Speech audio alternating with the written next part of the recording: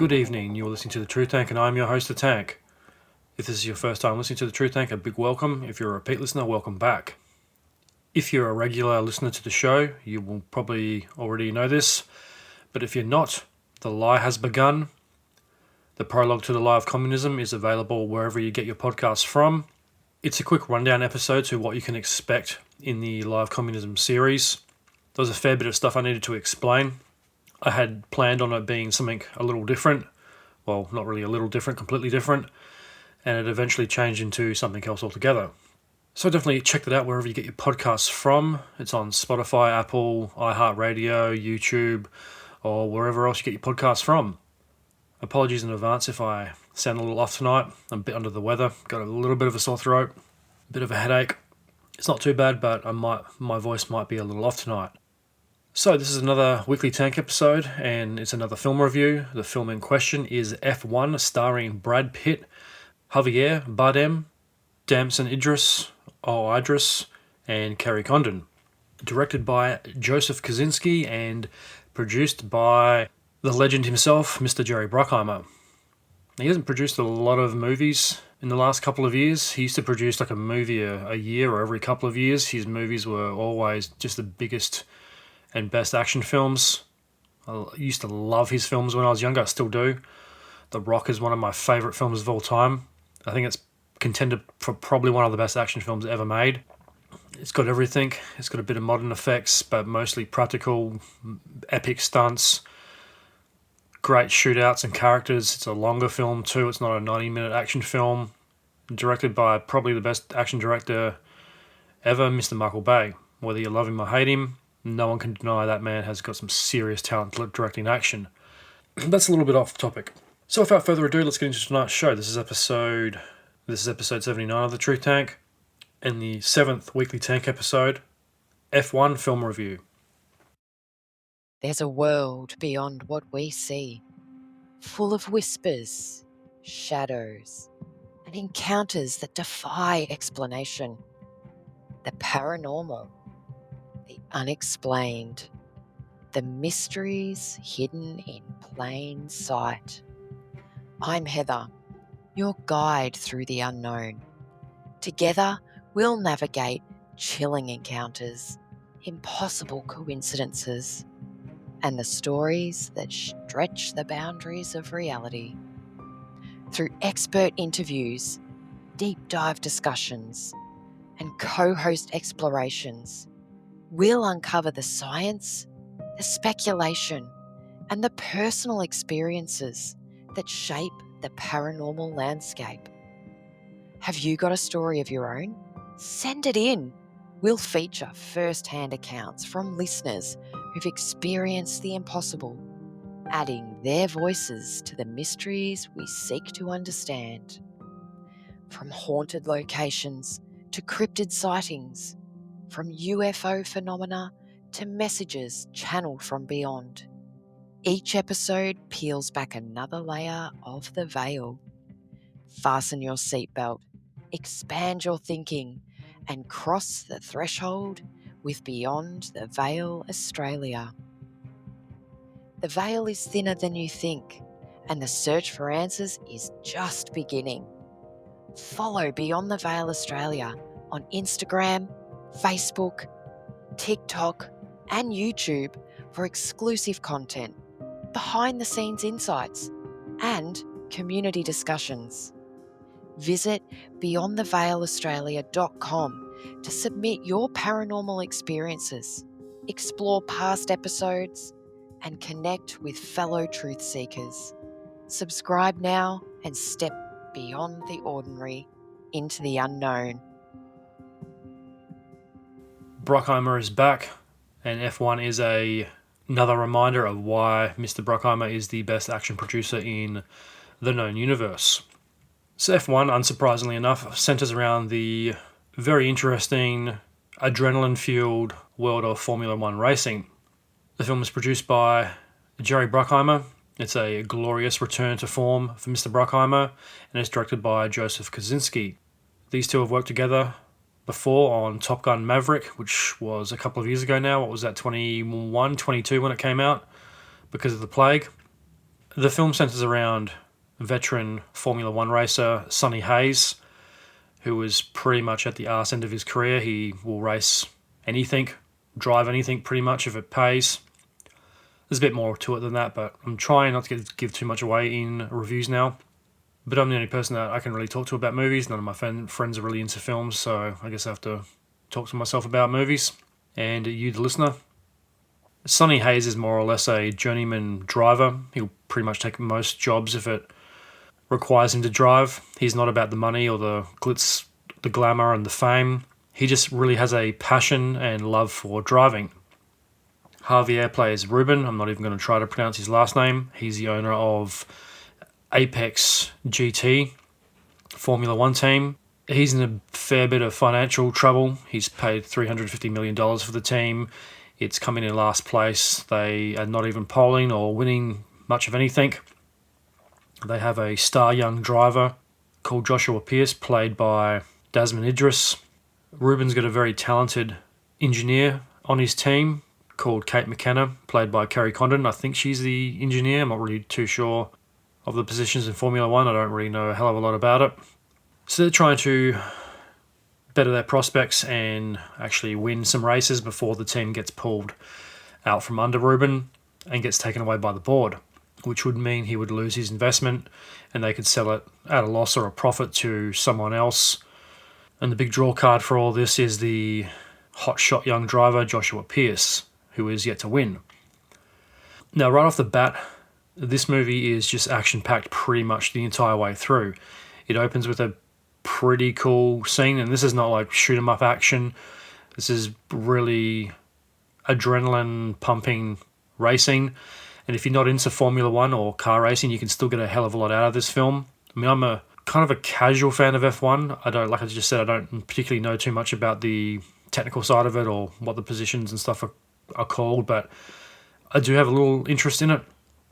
I mean, I don't watch the races live or anything, but I see the highlights every once in a while, and I have a huge respect for the physicality the drivers have to put themselves through and the reaction time and how skilled you have to be to drive and control a car that powerful. But probably the most interesting part of Formula One, besides what the drivers have to go through battling those cars, is the technical side and the innovation that comes with Formula One. There's been a lot of innovation to consumer-based cars because of Formula One. A lot of that stuff gets tested on the track. And just how technical the sport is. Keeping the tyres warm so they have better grip on the track. You have the hard tyres for drier days, softer tyres, I think, for wetter days, or wet tyres, medium tyres, hard tyres. The way the pit stops can change out tyres and front and back fenders in under a minute. It's amazing, and just how high tech and expensive everything is. It's like this, it's almost like a futuristic space age sport in a way. Everything is shiny and new. Everyone looks like they're going to the moon. There's a lot of technology involved. Long gone are the days when Formula One was the most dangerous thing in the world. It's become a lot safer over the years. That's obviously the trial and error and a lot of drivers losing their lives in crashes, but it's a cool sport to watch. And I didn't used to think of it as a sport until probably like 12 to 15 years ago when I started watching Top Gear, and when they'd have drivers, F1 drivers on, and just hearing about their fitness and conditioning regimes and the G-force they have to fight while driving those cars, and just how hard they are to drive and keep on the track. It's pretty incredible when you think about it. Like, there's human beings out there with reflexes that good. They can control a car like that, can drive, change gear, overtake, slow down. It's very, very technical. The opening scene for F1 is fantastic. It pretty much sets the pace for what's to come. It's also a really great character intro to Brad Pitt's Sonny Hayes. And it really reminds me of films of the 80s, especially racing and car films of the 80s. I got a very big Days of Thunder vibe from this film. And that shouldn't be too much of a surprise. Jerry Bruckheimer produced both films. But there is a very 80s style and structure to this film. The way it's set up, the pacing, the clothes and the music aren't overly 80s or anything. There's some cool older 80s music, which is kind of like Sonny's music, and there's more modern contemporary music for the rest of the world that it takes place in, obviously being in the modern day. So Sonny's intro is really cool. You definitely get a sense that this guy's been around. He's living in a trailer on a racetrack. He pretty much lives in this trailer. He's a journeyman driver. And you get a real sense just by the quick intro into his trailer what this guy's all about. And speaking of the 80s, he's definitely a throwback to a different time. I wouldn't say he's stuck in the 80s. He's definitely a man that has evolved with the times, but he is definitely tied to the past, which becomes clearer later on in the film. Sonny has an 11:56 p.m. wake-up call. He's the midnight shift driver for the Le Mans 24-hour race. There's a quick exercise wake-up ritual scene where he's eating 3 white peanut butter and jam sandwiches, or jelly sandwiches if you're an American listener. He's doing some push-ups. He's living in this van. He sticks his face in the ice water, which I've seen a lot of Instagram slags doing, using that expensive bottled water to dip their face in. They put it in a bowl, put some ice cubes in. Are you too good for fucking tap water? You got to use fancy fucking bottled spring water. These people are just 2-bit scrubbers anyway. So Sonny heads out to the track. It's very reminiscent of Days of Thunder.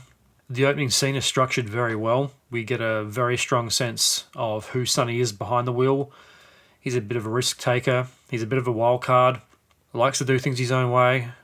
There's a cool scene with Shia Wiggum, the team manager, who's getting into a bit of an argument with the guy that's on the comms trying to talk to Sonny, telling him to slow down and stuff, and he goes, that's just the way he races. Just let him do his thing, which ultimately pays off. But that's what's so good about the opening scenes, is you get a snapshot of who this character is, why he's in this position, and what his motivations are. Very 80s. This is all done like within the span of about 5 minutes. There's no overly long montages or dialogue trying to explain who Sonny is. It's all encapsulated in this very intense, adrenaline-fueled opening scenes, and it, like I said, it sets the pace for the rest of this film, because this film is fucking action-packed. So from there, he goes his separate ways. He's living out of a laundromat. We get to see Sonny as the transient veteran journeyman driver, just going from one job to another. He's not about the trophies or the money. And this is where he gets a proposition from an old friend, and that old friend is Ruben, played by Javier Bardem. He's one of my favourite actors, along with Brad Pitt. They're both 2 of my favourite actors. I mean, I love anything Brad Pitt does. The dude can pretty much play anything. I remember when he used to play the pretty boy psychos in his younger days. Then it was the misunderstood pretty boy. Then it was back to psychos in the 90s. Actually, he's played a lot of psychos in his career. Played a lot of mentally unhinged characters. Then it was the pretty boy gambler. Then what else has he done? Heroes of the Trojan War, stuntman that may or may not have killed his wife, astronauts, and now Formula One drivers. There's not much the guy can't drive. Oh, and colonels from World War II. I think he's a very underrated character actor. He's played some very iconic roles in the last 25 to 30 years. Fight Club being one example. He's a very, very talented actor. He's not just a pretty face. And Javier, I mean, that dude's a powerhouse of an actor. He's a great bad guy, very versatile. He can play good guys, bad guys, futuristic space religious leaders, psychopathic Bond villains. He was one of my favourite Bond villains, especially the modern Bond films. Sylvia, the blonde hair, the camp attitude. He was a frightening character. So he meets Sonny at the laundromat. He offers him this proposition. Like I said, Sonny's a bit of a gambler, but he doesn't seem to be too motivated by winning. It's more about driving. So Ruben's brought this failing Apex GP, I think it's called, racing team. He's $350 million in the hole. There's 9 races left in the season and they haven't won anything. They're in last place and the board will sell the team if his prospects don't turn around. So it's a matter of survival for Ruben. He needs Sonny to come on board and get the team winning. Not so much winning again, but just winning, because at the moment they're pretty much like the West Coast Eagles. They're not winning pretty much anything. They're coming in last place. And Ruben is really up against the board. The board can still make a profit if they sell it, which would leave him pretty much broke and out on his ass. So Ruben propositions Sonny about joining the team and becoming a driver for him. These two have known each other for a long time. They used to race against each other on the Camel racing team, which is interesting, seeing cigarette advertisement in a film. Back in the 80s, I remember when the Formula One used to have some Malibu, whatever that brand is, plastered on pretty much every car, all the tobacco companies. Now you can't do that, and they're all tech companies and stuff, which is another little thing to watch for in this film, is all the advertisements on the cars, like crypto.com and some of the made up ones. So there's a lot of attention to detail in this film that I really did appreciate, and like I said, you don't have to be into racing to get something from this film. The character and the stories are so strong. They really just suck you in and you want to go on the journey with them, especially Sonny. He's such a captivating character right off the bat. And Brad Pitt does a very good job of playing a very realistic character who just loves to drive, and that's the thing, you don't see too many older drivers, and he's like, in his 60s or late 50s in the film. He's been around a long time, and he still has that passion for racing, and it's a bit of a metaphor for not giving up on your dreams, and if you really love something, stick with it and just keep going, because eventually, after enough miles and kilometres, you will get there, even if it takes you 30 years to do it. And he's not someone that's just doing it for the money. He's doing it because this is what he's been put on this earth to do, is race and drive cars. And Brad Pitt just does it in this really effortlessly cool way. He's a bit of a modern Steve McQueen. He's a little rough around the edges, a little dangerous, a bit of a gambler. But there probably are people like that out there, especially in the racing communities. Dare say there's probably a lot of people like Sonny Hayes walk around.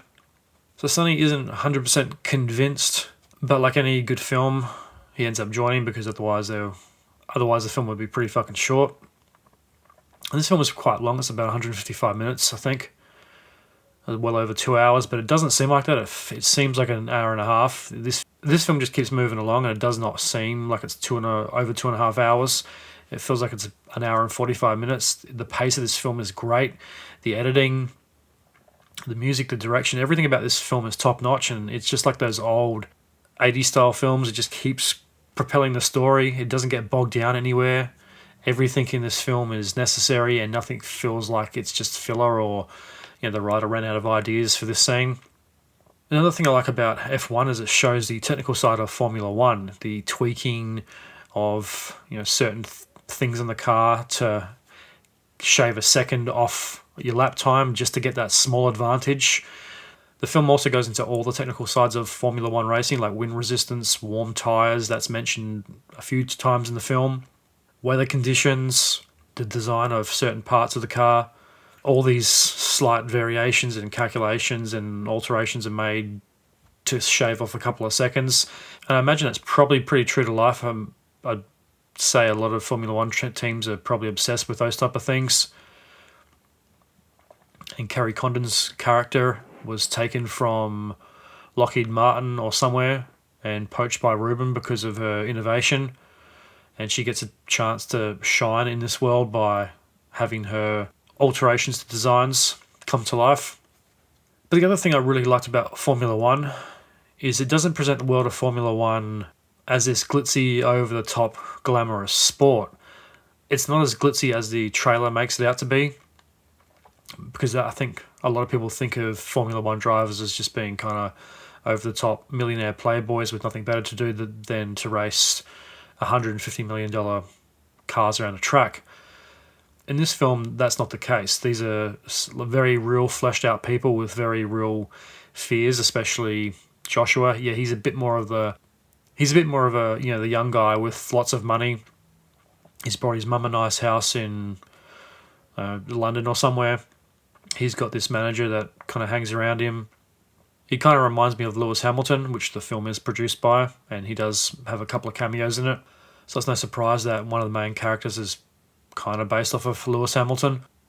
But besides the shiny endorsement deals and posing for the cameras and getting sponsorship deals with credit card companies and clothing companies and stuff like that, he's a very real and believable character. There's no character in this film I didn't like.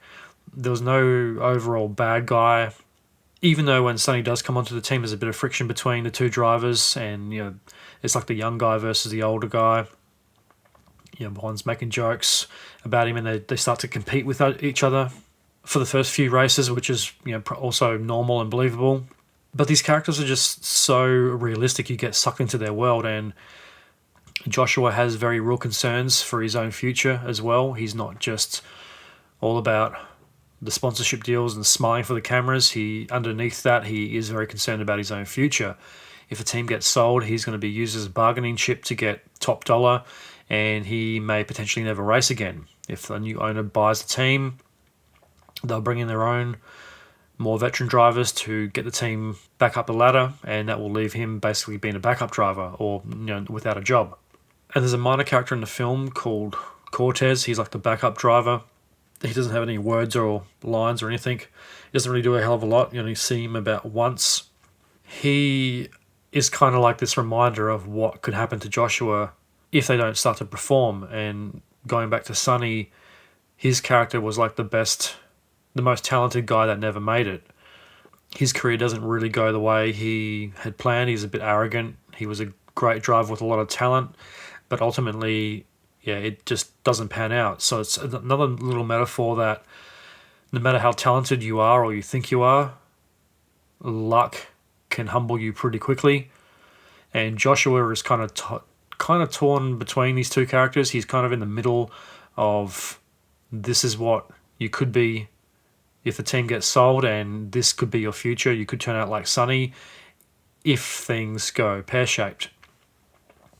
Because he's got a lot of talent, he's just not quite there. He needs a bit more mentoring. And this you see this in sport and every field. Talented people come along, but they need a little bit of work, or maybe they've got a bit of an ego or whatever. But I did really like the characters. I felt for Joshua. I liked him a lot as a character. He's one of these guys that pretends everything's okay, but just dig a little deeper. He's got some very real concerns, and there's some great scenes with him and his mum talking about these fears and anxieties of him, especially when Sonny comes along. And Sonny's like the kind of the opposite. He's been there, done that, got through it unscathed. Well, not unscathed, but Sonny is definitely a survivor. And I really did appreciate that about Formula One, is it doesn't really go into the glitz and glamour like other racing films have. He's got a fancy Mercedes he drives around in, as opposed to Sonny here, who is driving around in an old 40-year-old G-Wagon and an old trailer. It's a very different world to Formula One than I think pretty much every other racing film has portrayed over the years. There's not a lot of glitz or glamour. It's a very realistic, lived-in world. Even though everything around it is high-tech and expensive, you get the feeling that at any moment during this film, the whole thing could fail and they could all be out of a job. And Ruben, he wears the expensive Armani suits, but he's living on borrowed money because his investment could go pear-shaped and he could literally be broke. So he's kind of another character too you feel for, even though he's the millionaire F1 owner, and I dare say a lot of F1 owners are probably multimillionaires or billionaires. You have to be to buy a team like that. Not everything is as great as his suit-clad exterior might suggest. He's a very stressed character, and it's like Sonny, he is a survivor. At any moment could lose everything. Unlike a lot of the other teams are all doing a lot better, like the Ferrari and Mercedes teams and BMW. They're all got great managers and drivers, and they're all polling well. And he's this stressed out millionaire who you get the sense that he's got 2 or 3 nice suits that he just kind of wears the entire film. He wears this blue suit like most of the time. But I get the sense he's like one of those guys that he has the suit but he can't afford to get it dry cleaned because he needs to save money because he's, like I keep saying, he's on the verge of going broke.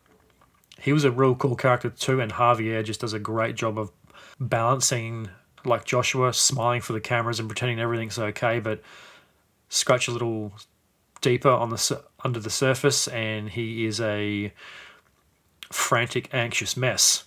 Sonny's like the gravitational force in the middle, pulling these characters in, but he's also exposing a lot of problems this team has and adding his own flair on how to make things better. From there, Sonny takes up Ruben's offer. He joins the team. It's a cool intro to the team, all the different characters in the pit, the head pit crew guy, the mechanics, the engineers, all the technical people.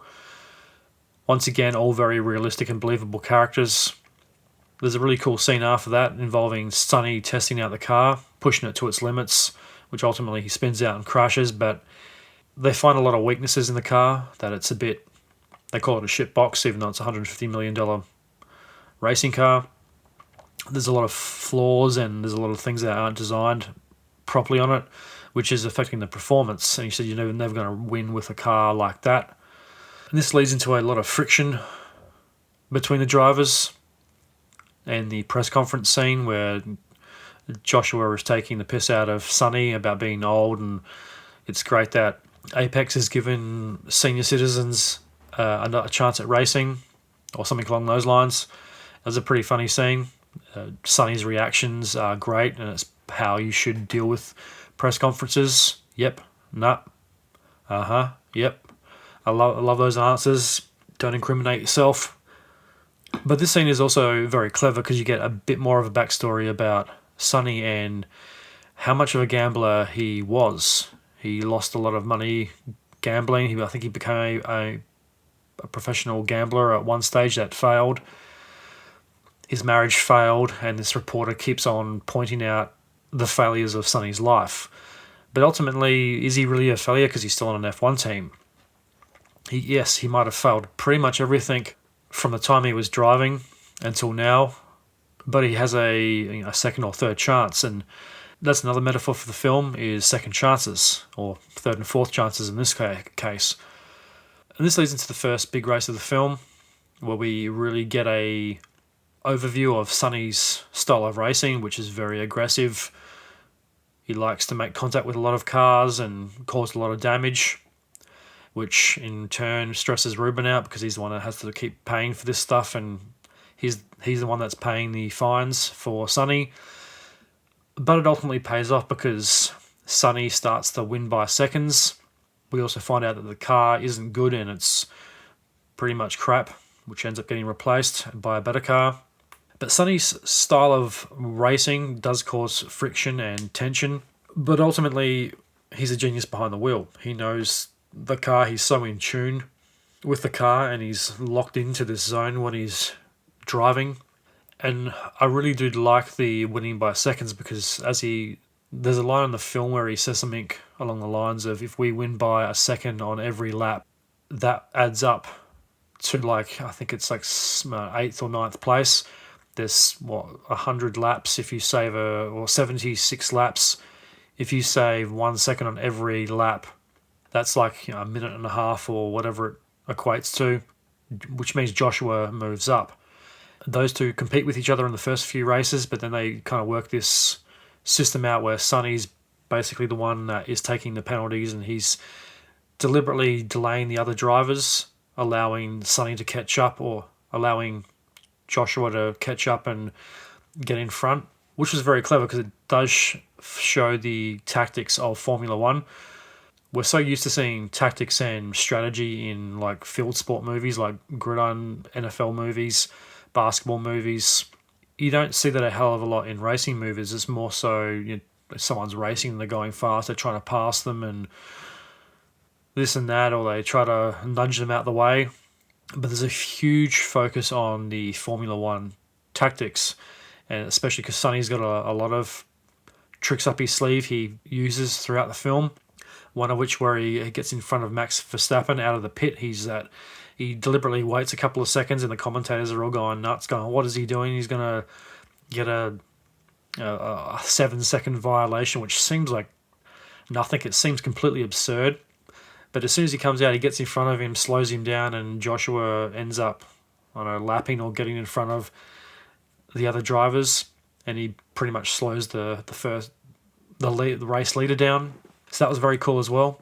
Another thing I really liked about the film was the diverse choice in music. There's a lot of older 80s songs and a lot of more contemporary modern stuff as well, which fits this film perfectly because you have these two different drivers from two different decades who have their own style and taste in music. And I thought the music worked really, really well. Even some of the modern songs I didn't actually mind.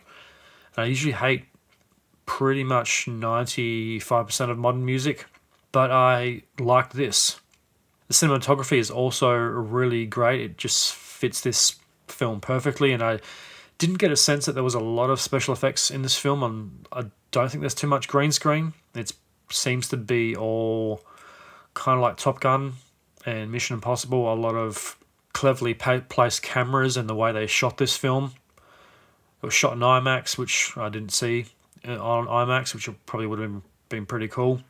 It has a very glossy look to it too, which plays in perfectly with the world of Formula One because it is a very glossy world.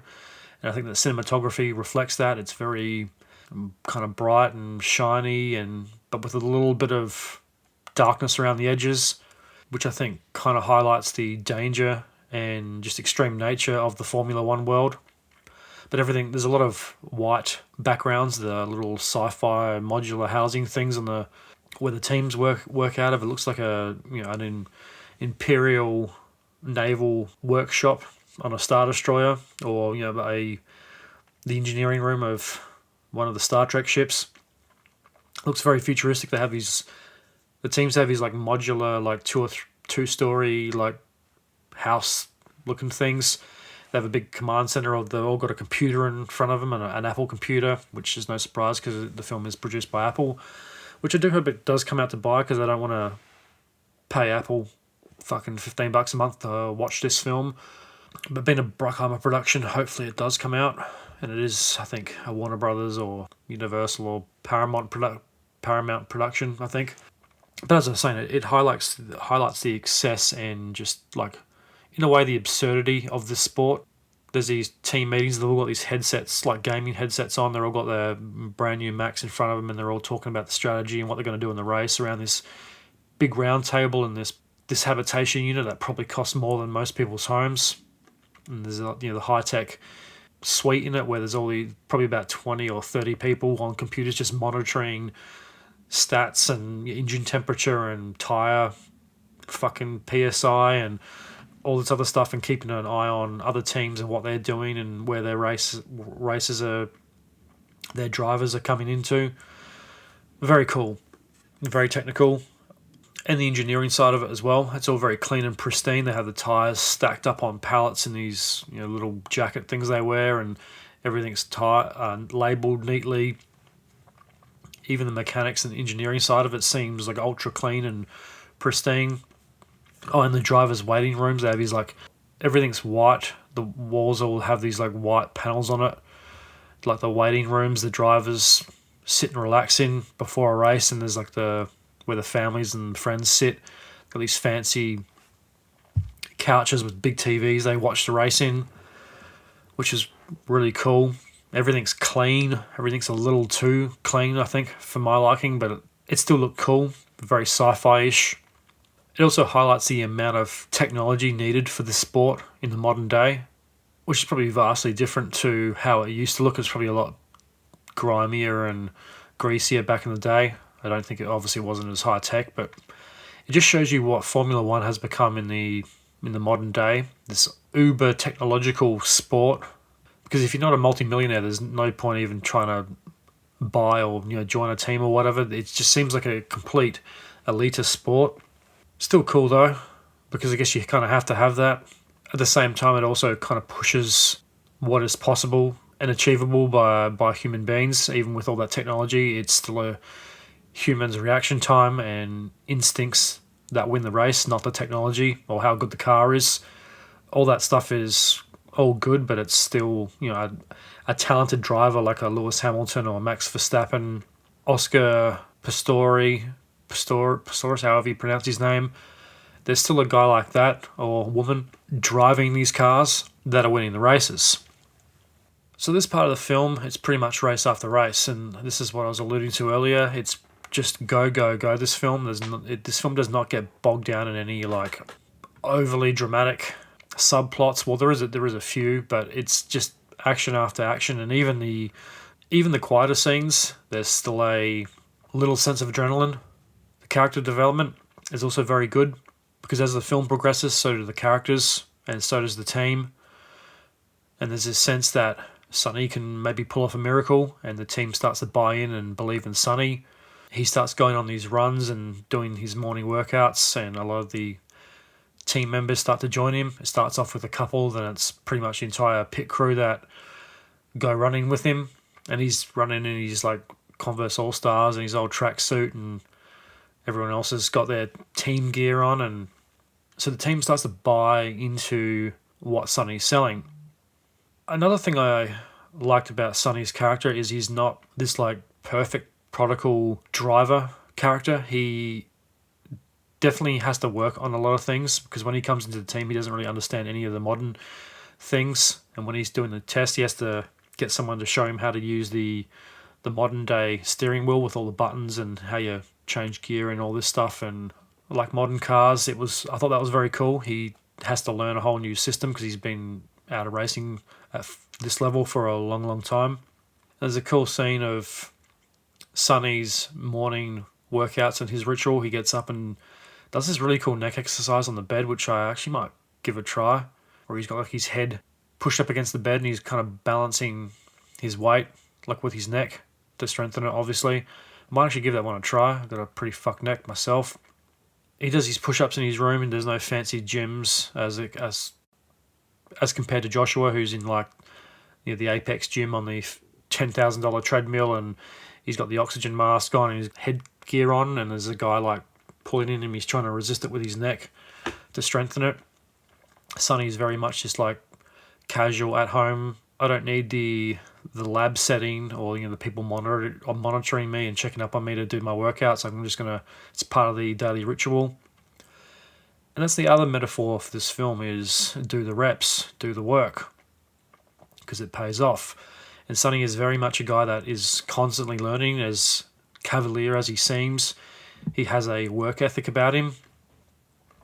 He does his morning workouts. There's a cool scene with him sitting against the wall studying the manuals for the new cars and the steering wheel and all the technical side of things that he doesn't know because he hasn't competed at this level for a long time.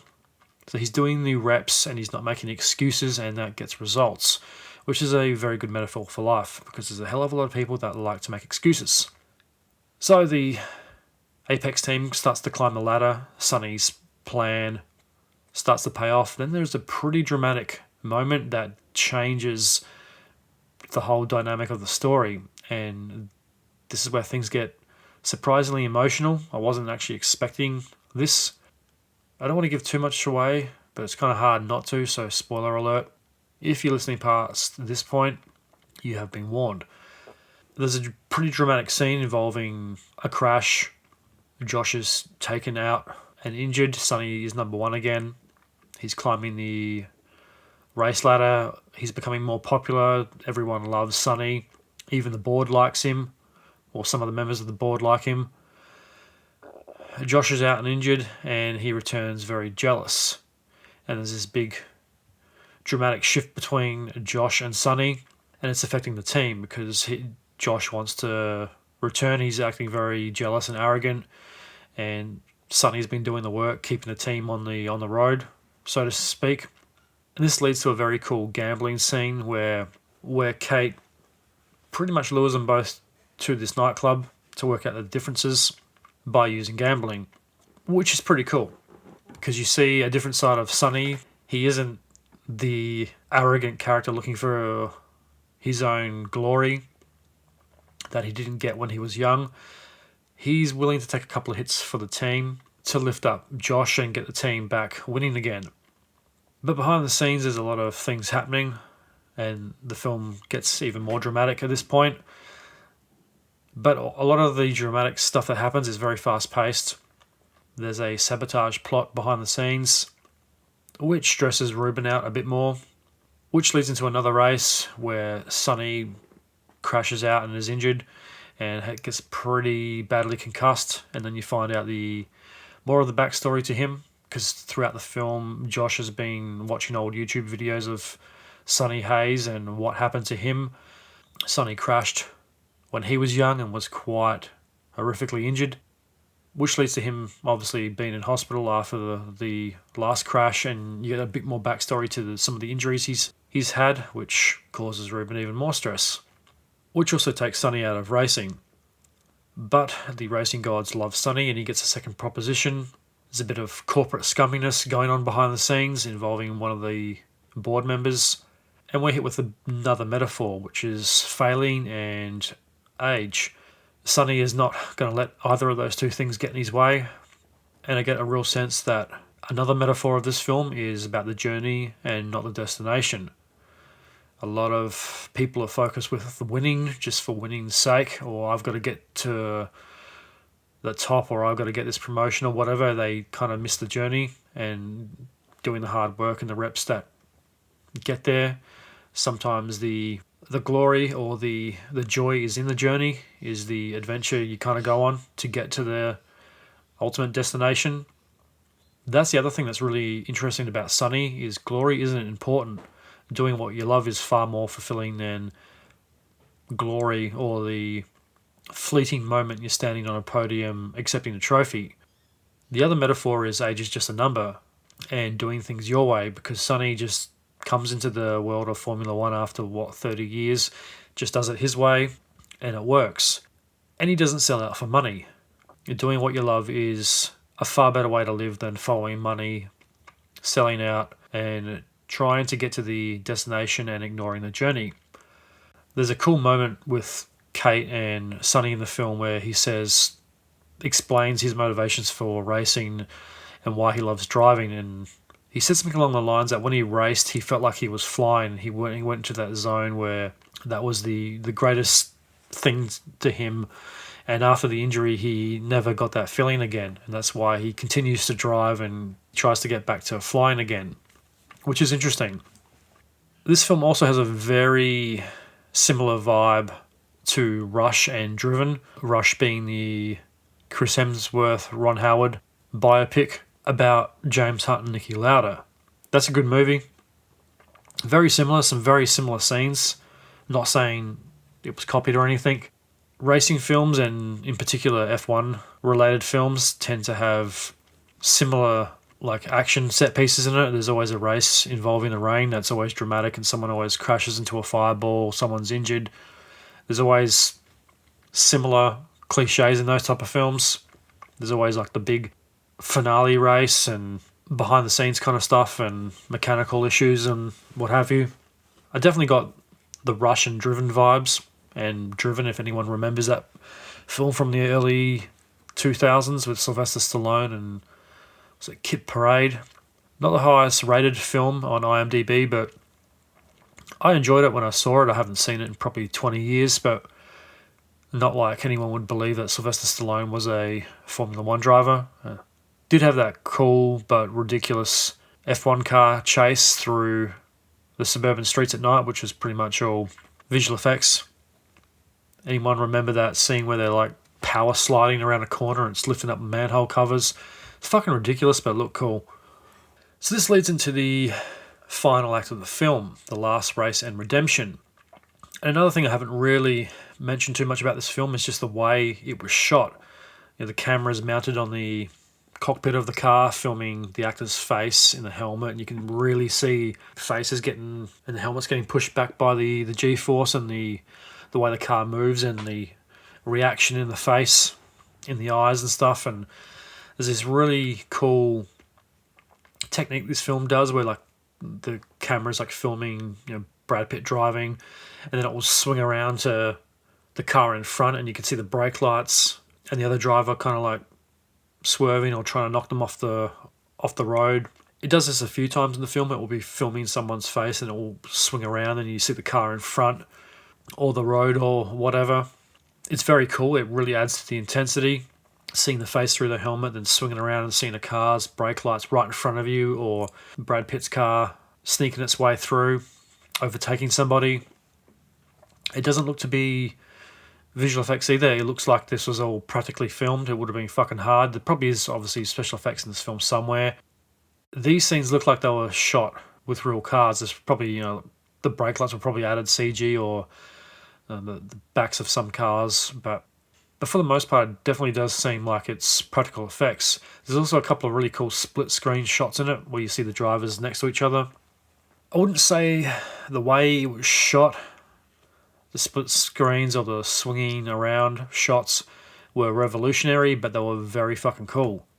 But what this film does very well and does set itself apart from a lot of other racing films is you really get the feeling of speed in this film. There's a couple of cool shots where there's just, from the point of view of the camera, going past those striped edges of the racetrack, where you really get a sense of how fast this car is going.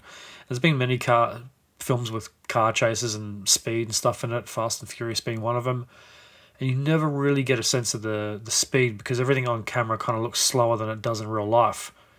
And Fast and Furious being the obvious one, you never really get a sense of maybe how fast those cars are going, but in this you do get a better sense. Oh shit, this car's going at like 200 kilometers an hour or 200 miles an hour, which does set itself apart from a lot of other racing films. Especially in the final race in Abu Dhabi, you do get this real sense of speed and danger and just how extreme driving one of these cars can be or is. The other cool but not surprising factor of this film was the cameos from racing personalities, Lewis Hamilton being the obvious one. He was in the film without really being in it. He's playing himself. There's another cool scene where Sonny Hayes is talking to the reporters after a race and there's Lewis Hamilton right next to him. You see his name and Verstappen's name and races like that on the leaderboards. So the final race is pretty dramatic. Probably not the biggest surprise ending of all time, but I thought it was pretty cool. There's a bit of redemption for Sonny, and it proves that no matter how old you are, age is just a number, and you can still achieve anything at any age in life as long as you put your heart and soul into it. You do the reps, you do the work, you do all that heavy lifting, and things do pay off. And there's a really cool line. I think it's probably one of my favourite in the film. This is a bit of a spoiler, where he asks Josh, "Oh, why'd you let me pass?" Or "Why'd you let me win?" Or not so much win, but like he takes out an opponent. He says something along the lines of, "I've got a million races to win. I could let you win one. You've been waiting all this time," or something like that. Final thoughts on the film. I thought it was really fucking good. One of the best films of the year. Everything about this film is great. The writing's great. The acting is brilliant. The directing of this film is technical without being wanky or too experimental or whatever. Most of the racing scenes are shot from the perspective of the driver. It was very cool. It definitely shows you a different side of Formula One. Just a good old school story. Two rivals becoming friends. Lots and lots of metaphors. Age is just a number. The old hero of the story who's been through all this shit in his life and he's always been beaten. He comes back for a one last kind of hurrah. He takes a job to help a friend and finds redemption. There's a lot of things going on in this film. I could probably talk for another half an hour just about the metaphors. Great film. Highly recommend it. Definitely go see it in the cinema. IMAX if you can. Great performances by Brad Pitt and Javier Bardem, Kerry Condon, Damson Idris. Everybody in this film was great. Very old school 80s motorsport film vibes without being too nostalgic. It also left me with a new appreciation and interest in Formula One as a sport versus what I previously used to think about Formula One. I might try to watch a couple of races this year. So all in all, I'd give F1 4 out of 5. Highly enjoyable. I kind of want to see it again. As I said, great directing. Everything about this movie is top notch. Even if you're not into racing, you can still get something out of it. G'day. Don't skip. Let me interrupt the podcast that you're currently listening to with some blatant self-promotion. What do you get when you mix two Aussie mates, a splash of booze, well, more than a splash, and some microphones? You get Cheers Big Ears, hosted by myself, the Chad, and my mate Matt, and sometimes, but more often than not now, my missus Bobby. It's a podcast of adult beverages and not so adult conversation. It's not serious, far from it. Well, except for that one episode, but that was just that one. We're available wherever you get your podcast fix. Cheers, Big Ears. And that brings us to the end of the episode. A big thank you to everyone who listened to the end. I'll be back in the next week or two with a brand new episode. By the time you're hearing this, Chapter 1 of The Lie of Communism should be out. Definitely give that a listen wherever you get your podcast from. It's been a long time coming. A lot of blood, sweat and tears have gone into making that, so I would appreciate if everyone could give it a listen. It's going to be a truly epic tale and journey into the past. Alright, if you'd like to support the Truth Tank, there's a couple of things you can do. Head on over to the Facebook and Instagram page, give them a follow and a like. Don't be scared to like posts and share them around. You can download and listen to your favourite episodes on Spotify, Apple Podcasts, iHeartRadio, YouTube, Amazon Music, Audible, Castbox, Pandora, or wherever else you get your podcasts from. Tell your friends, tell your family, tell anyone you think might like the show. Help spread the word and get the Truth Tank out there. If you'd really like to support the show, you can leave a 5-star rating and review on your preferred podcast player or all of them. It'd be greatly appreciated by me. I'll be back in the next week or two with a brand new episode. That might be another Weekly Tank episode, like a film review or a smaller topic or event. Or it could be the next chapter of The Lie of Communism. You'll just have to stay tuned to find out. But until then, I'm a Tank, this is the truth. The lie has begun, but the truth will be told.